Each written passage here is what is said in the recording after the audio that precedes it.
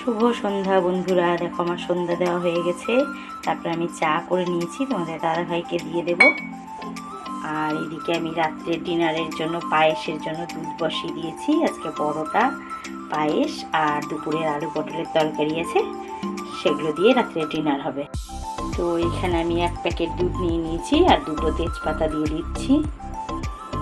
এই দেখো আমি আটাটাও চেলে নিচ্ছি। এখন চিনি, কালো জিরা, লবণ দিয়ে দিয়েছি। এখন মেখে নেব। আটা মাখতে মাখতে এবার চালটাও ধুয়ে নিয়েছি, চালটা দিয়ে দেবো। আটাটা মেখে রেখে দিলাম, এবার ঢেকে দেবো, কিছুক্ষণ পরে ভাজবো। এই দেখো পায়েসটা হয়ে গেছে। আমি এখন পরোটা ভাজতে চলে এসেছি। তো এখন রান্না বান্না করে একটু বসলাম, খুব গরম লাগছে, একটু পরে খাবার খাবো।